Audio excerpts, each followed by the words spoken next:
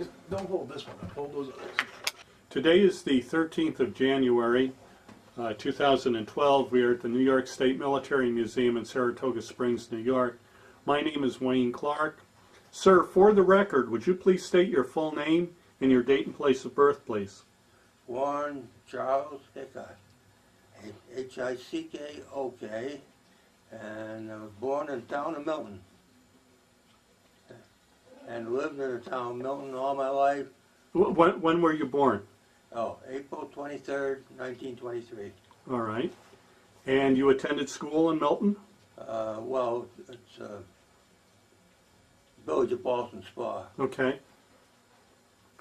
Did you attend high school there also? Right. What you got is the Village of Boston Spa is in the town of Milton and the town of Boston. Mm-hmm. So that both towns were, and also the town of Malta. All these towns attended school in Boston Spa. And did you graduate from high school? Yes, What year did you graduate? 1941. And do you remember where you were when you heard about the attack on Pearl Harbor? Yes, I was roller skating in Schenectady Mm-hmm. on Erie Boulevard.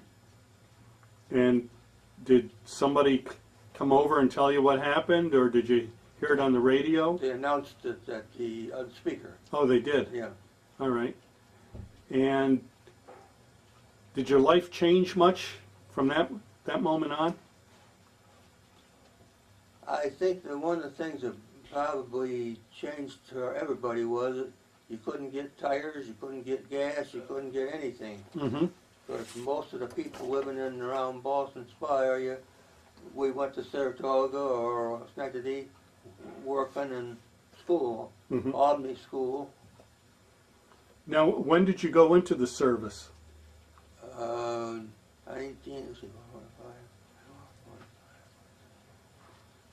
43. 43. Oh, all right. From the time you graduated from high school in 41 till 1943, what did you do? I went to school at Albany Business College, and I worked part-time for a Slade tractor company. And he sold Caterpillar tractors, all this type of equipment. Mm-hmm. I mean the big ones, what they use on the Northway. And fact is, I really let him draft me because he offered me a job to work in Alaska. Oh. He had some equipment up there. He wanted us to keep track of it.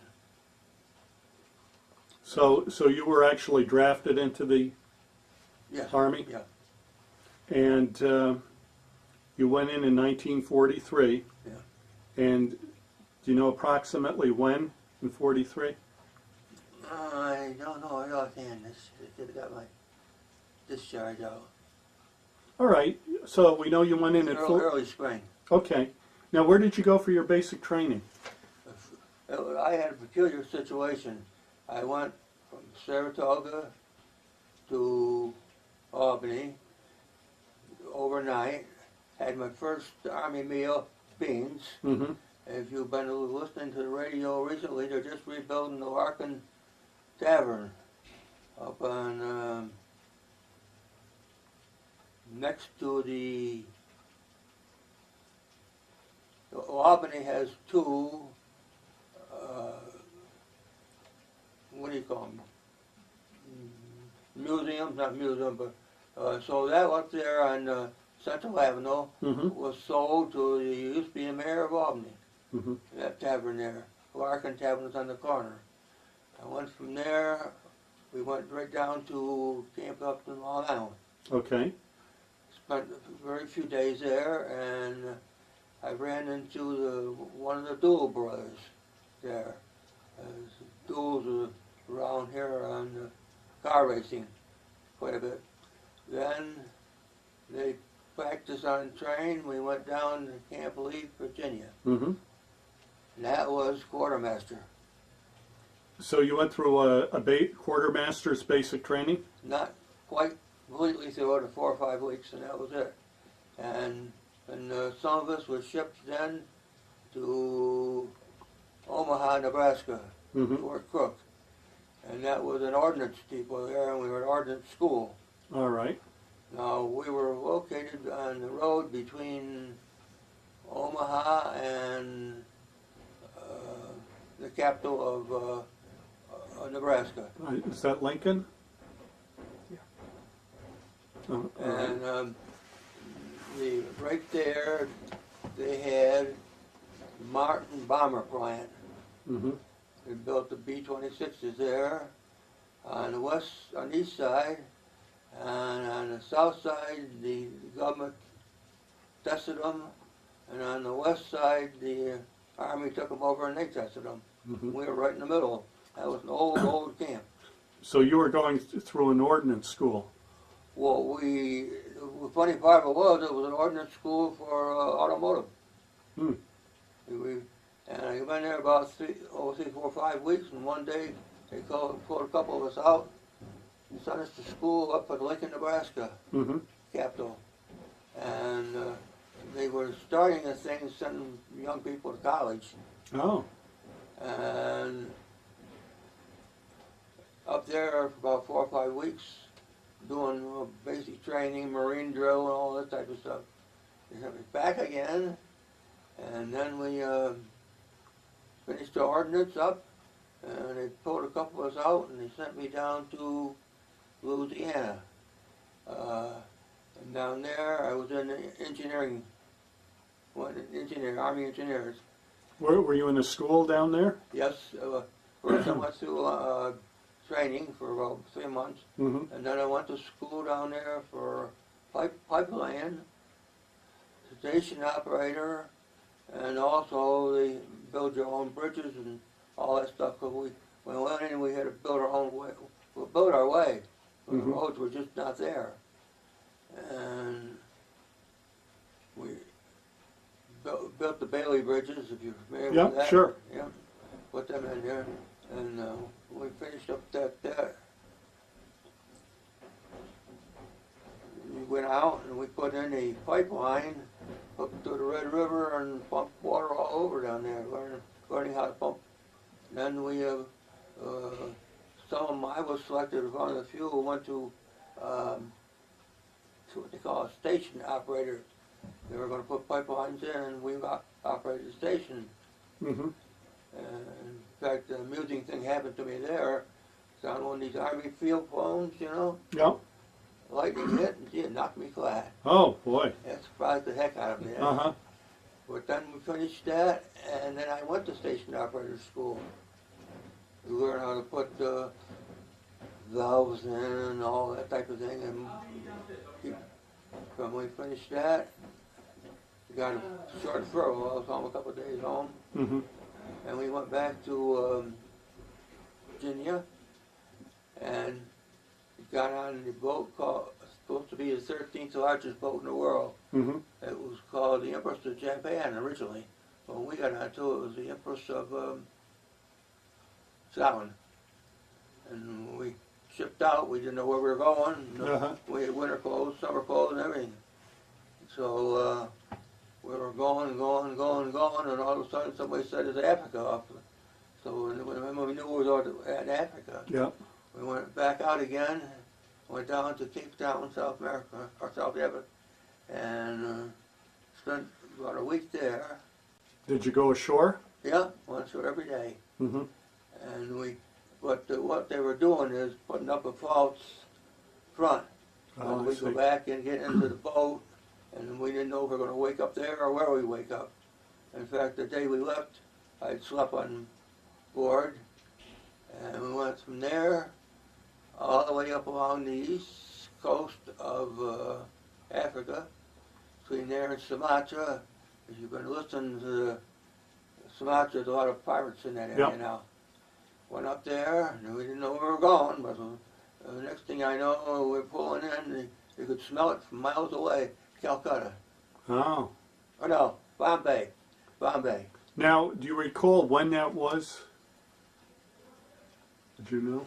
I don't know, Was that still in 43 or was it in 44? been 44. In 44, Went okay. into Bombay, and we went right from the boat to trains. Mm-hmm. and went all the way across India by train. That was an experience in itself. How so? Well, to start with, we were told not to buy any food. Mm-hmm. And some of the guys bought coconuts.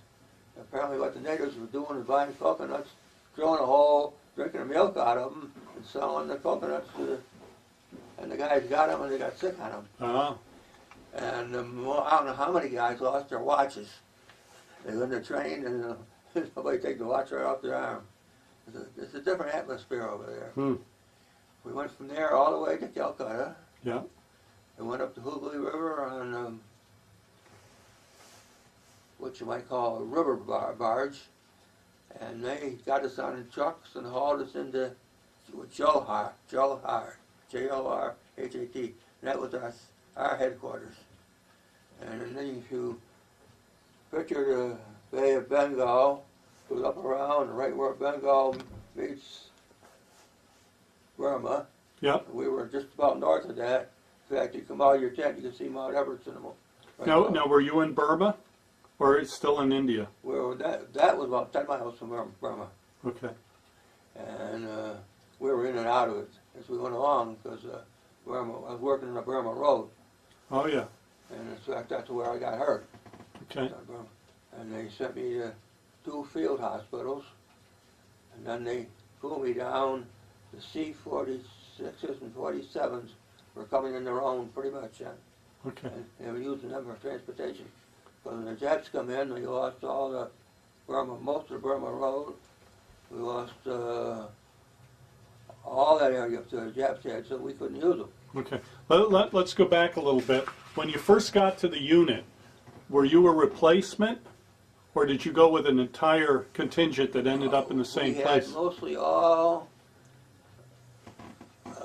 oil field officers. Mm-hmm. The captain of our company was an oil field, owned his own company. We have 4 platoons, Mm-hmm. which usually are first lieutenant or second lieutenant. And then you had, when we put the pipe down, we worked in units of 8 to 9. All go out in the field and laid pipe all day. Now, the unit you were with, were any of the guys with you that you had gone through school with? Or they were all new guys to Very you? few of them. Okay. Now, what were your living conditions like? Did you live in tents, or? Yeah, they're what they call the British desert tents.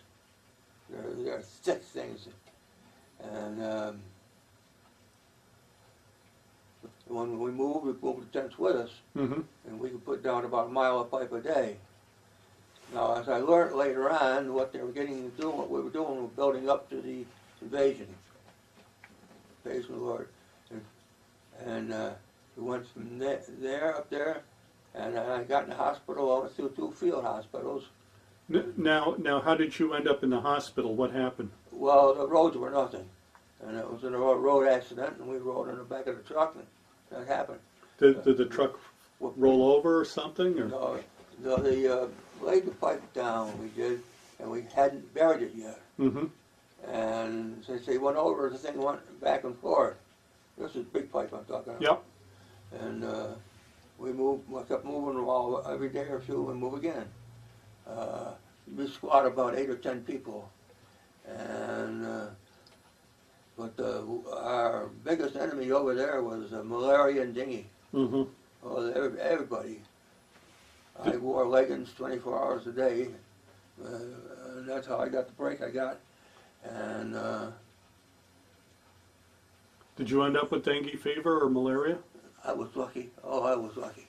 Mm-hmm. I put mosquitoes all over you, and you button your sleeves, and you button your neck, and but some of the guys got it, but they had malaria.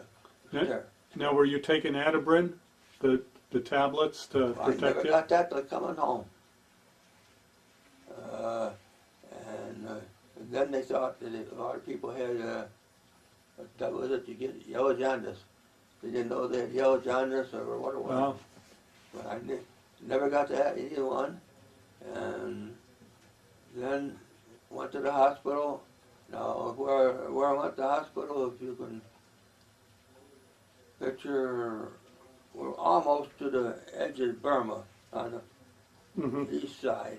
We were, here's the peninsula, and to the right of that, Burma. And we had to go above Burma, and they were going over the mountains because they were taking the gas pipe airplane into China, getting ready for that. And the pipeline we laid was all underground. There was nothing underground. That's what caused the problem on the roads. Now, how long were you in the hospital for? 6 months and a half. Wow. Most of that was in Calcutta. Now, what kind of injury did you get? Well, the right leg, I had leggings on. Yeah. And when I got thrown, it snapped it. And of course, in the legging, instead of coming out, it broke it. Oh. Broke the bone. Yeah. I broke the front bone, so I had pieces like this in there. The backbone were overlapped by about 1.5 inches. Jeez. But they had no, we were in field hospitals. Yeah. They had no x-rays or any of that stuff. And one place was right full of Chinese troops. We were right in the midst of them, right in the borderline. Yeah. The Chinese troops. And then from there, I didn't know where I was going to go. Yeah. And they shipped me back to a field hospital, a field replacement thing. And we had buildings probably 150 foot long, with thatched roofs and mud, and we had. This was still in India? Yeah, still in Calcutta area. And they didn't ship you to a more civilized place, huh? So while I was there, they a couple of days, I got a call from up front, see warrant officer. Warrant officer is something I was not familiar with, but he was a very nice man. Met him. He looked at me and says, "I see you know how to type." Well, I looked at him. I says, "I haven't touched a typewriter in 2 years." Well, he says, "Look what I got." So then I stood up and looked around what he did have. And he had tables about the width of this thing here, probably like you'd have in a convention. And he must have had 100 guys there working, one finger at a time, typing. If you just picture what I'm saying, Yeah. it's a smile. He said, "This is what I got." He says, "You're better than them, I'm sure."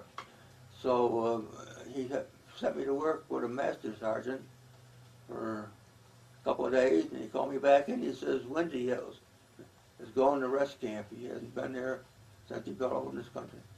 So why don't you take over his job?" So I was given a job of each morning I had to go up and get the guys that came in the replacement camp the night before, take roll call, compile them figures, and I used to go over a full colonel run the place, and I had to go on his wall for the number of lefts and number that came in, this type of thing. Now, what rank were you? PFC. That's a smile, isn't it?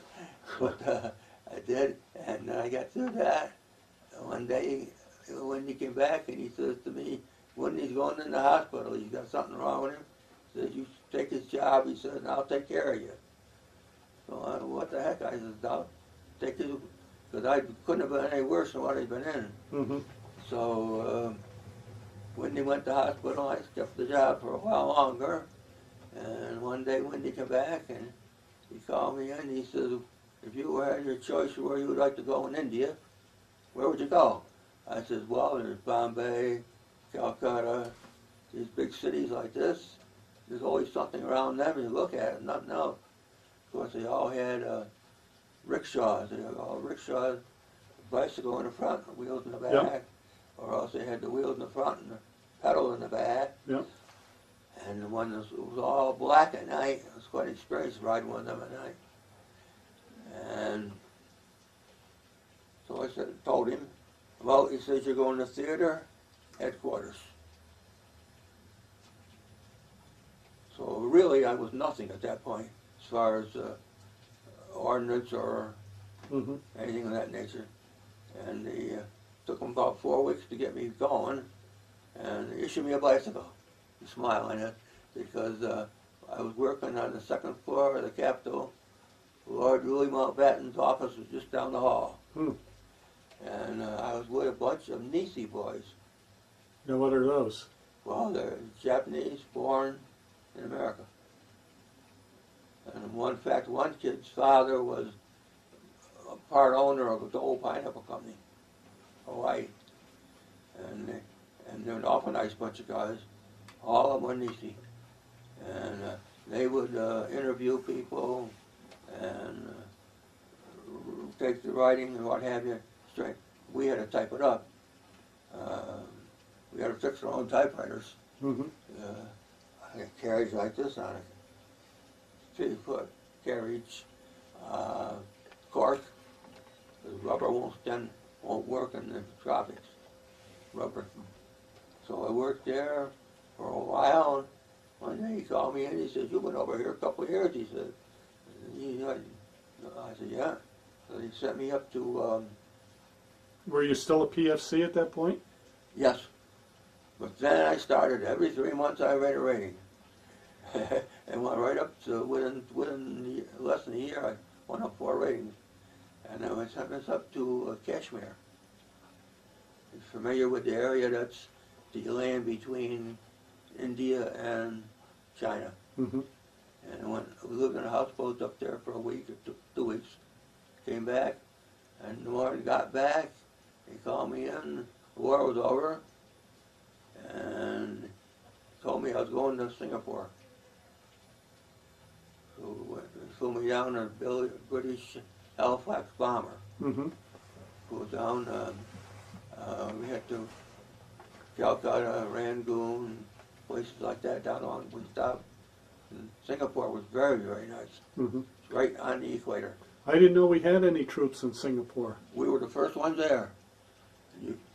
I wish you could see the picture of them Japanese officers when they saw the Americans.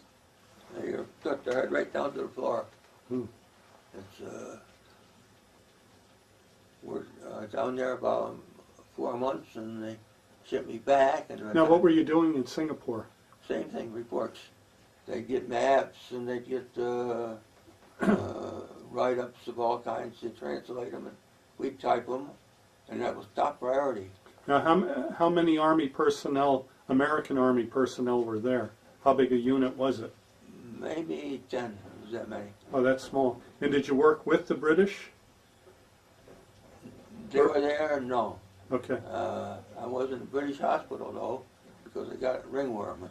Oh. One of the many things you get over there. Mm-hmm. And we ate the British mess to start with, and we came back And whereabouts did you stay in Singapore? big old houses, beautiful homes. Uh-huh. Singapore probably was the most modern city I saw, because they had General Motors, Ford, Singer Sewing Machine, you name it, they were there. And the people who went over there were there, and they had the beautiful homes. And I came back the same route to New Delhi again. Yep.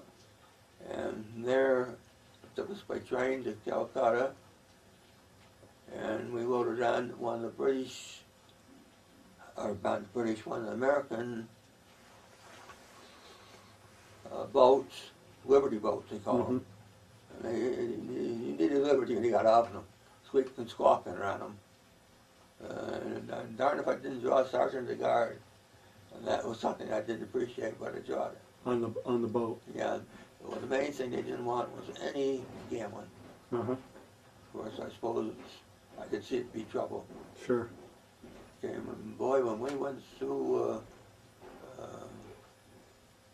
into California, Did you go Under through Golden San Gate. Francisco? Yeah. Golden Gate Bridge. Yep. Oh, did they yell and screech and that. Now that, by the way, is a trip around the world for me. Mm-hmm. Because I came across the Atlantic, and going home on the Pacific. Wow. Now, when did you come back? I got back in about 3-4 months of 46. 46. Okay. They brought us by train by way of Texas to New Jersey. Mm-hmm. And discharged there. Now, let me just go back. I just wanted to ask you something. When you were on the Burma Road, were you attacked by the Japanese at all, or bombed at all, or? Apparently, nobody knew where anybody was, and nobody seemed to care. Okay. The hospital was full of Chinese, Mm-hmm. and they wouldn't let nurses touch them. Under no condition would a nurse touch a Chinese. So they give them something, knock them out, and they could take care of them. Mm-hmm. I was within 5 or 10 miles of the front line all while we were working up there. Mm-hmm. Now you mentioned the different fevers and that, and the mosquitoes. What about snakes? Any problem with those? Only one that I remember got about a 6-footer, and he was so proud he got it. He chopped it in half and it nailed him. Huh. Yeah, he wanted to show everybody what he got. But we built our own bridges. Uh-huh. They were ebony. That's the only Oh. thing that would stand up in over there. It's, Now, when you got back home in your discharge, did you make use of that 5220 club? I got back home and I went looking for school right away because I wanted to finish up my schooling. Oh, okay, so you made use of the GI Bill. And for the next 3 or 4 months, I finished that up. And I don't know if you're interested or not. Yep. Oh, yeah. I lived in Boston Spa, and we Yep. went to Albany every day to go to school. Did you drive? Sometimes I rode with somebody, sometimes we went by train. Mm-hmm. During the war, my sister and her friend went to school together. They both bragged about where their brothers was at, Uncle Floyd. And meantime, what turned out to be my father-in-law was county clerk, and he was on the porch, so I gathered as much. I spoke to him every day if I came home by train. One day he called me over, and the next thing I know, I was working for the Saratoga County. It's What did you do for the county? well, run the motor vehicle. Okay. And them days you could sometimes race your car, or sometimes the car would be over here 10, 20 times before somebody would register it. Because the cars just couldn't get them. Mm-hmm. And, but once we got married, money was tight, so I ended up going down to GE. Now, when did you get married? And did you know your wife before the war? No. How did you meet your wife? She and my sister were friends. She and Shirley. Okay. And when did you get married? That was 48. 48, yeah. 48, all right. And how many children? I had 4. And his mother died in the early 30s. Then the girl I ended up working for the credit union. Mm-hmm. And working for the credit union, one of the girls, credit unions in them days, I don't know if you know much about credit unions or not, but credit unions were pretty much volunteer. And so that about once a month they give the people associated with it a dinner, and the place happened to have a dance. And my wife and present wife and I were the only 2 that wasn't married at the time. Uh-huh. So we ended up quite often sitting together, and away it went. Yep. It's as Gene said, that the only mother he remembers is the one that we had. Mm-hmm. His own mother, he was a couple of years old. And you continued to work. You said you ended up going to GE. Went GE for 10 years, and all of a sudden, if you didn't have 20 years, you're out the door. Hmm. So it's all of a sudden they're laying them off with carloads. And after I got through with the GE, I went to sit next to the guy. I know you here. Says, what are you gonna do? I says, well, I want to get a job. That's what I put it. So, Dick Trevor. And I said, he says, want to take a temporary job? Well, maybe. I ended up running the credit union. Credit union was just coming into their own back after the war. And worked 35 years there. If you're familiar with the Route 50, Oh, yeah. they got the one branch down there now. Yep. Our credit union does. We have 5 or 6 branches. So you ended up retiring from there? Yep. Yeah. All right. And how old were you when you retired? I was 62. Oh. I took an early retirement. Mm-hmm. And since I got out, I've spent a good 10, 15 years with the Office of the Aged. I volunteer. Oh. That's 10 years or more. I drove for, we picked people up anywhere in the county, took them down to next to Albany, Detroit, doctor, dentist, Yep. things like that. Did that for, I covered the whole county. Oh. Trent, Scottsville, South Glens Falls, Waterford, and that way. This is how I come to meet up with the lady from the museum. I see. Visiting one day, and she found out how old I was, and next thing you know, I was doing kind of the same thing we're doing here. Only that was on transportation. I see.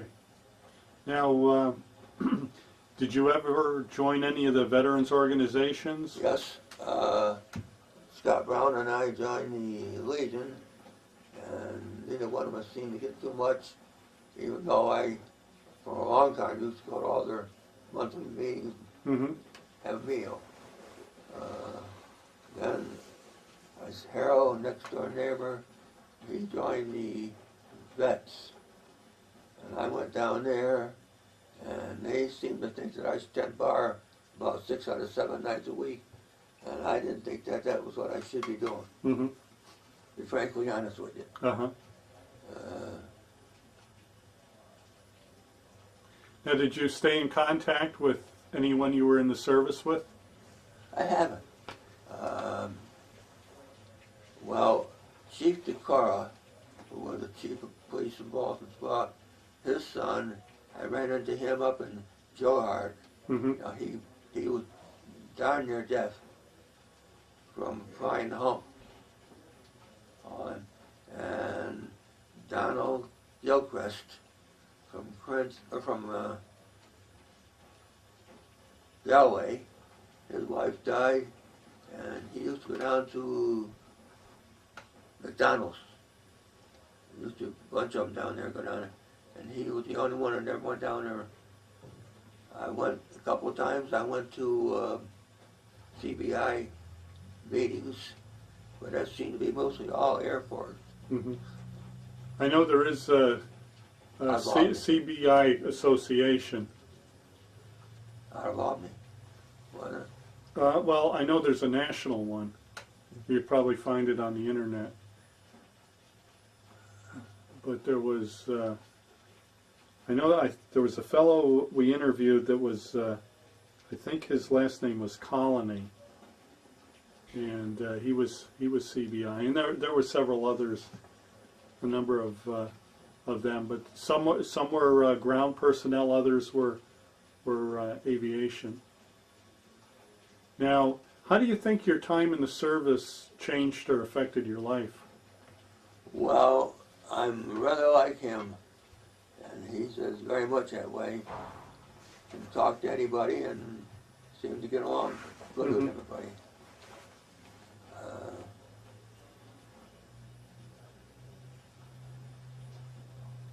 So I could say, used to being with, should I say, people from New York. People from all over the country? All over the world, yeah. I know Casey from Boston, was gonna be a priest. I don't know if he ever made it or not. And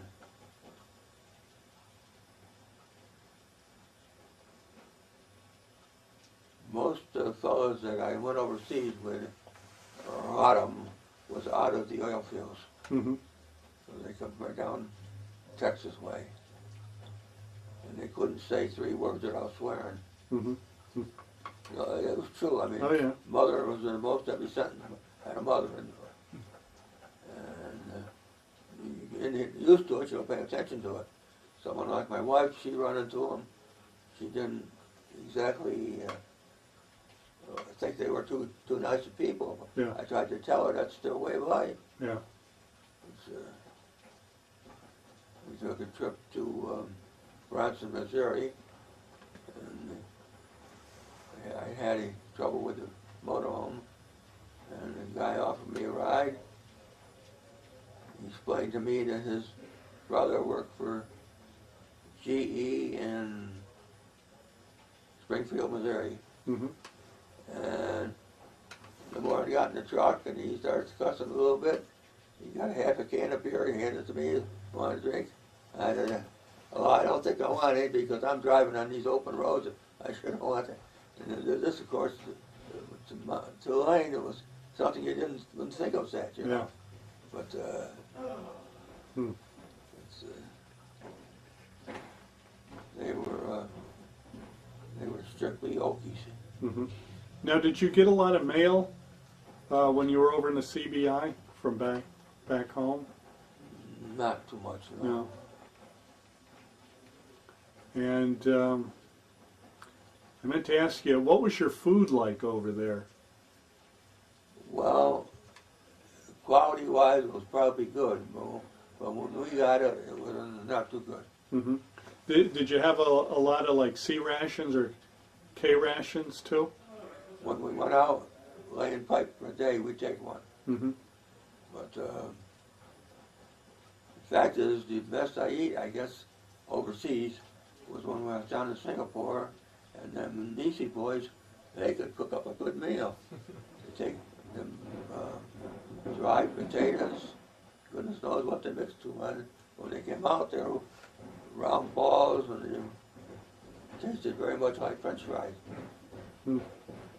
They were gamblers too. Them. Uh-huh. All of them were gamblers. I don't know if it was any indication or not. I don't know. But all right.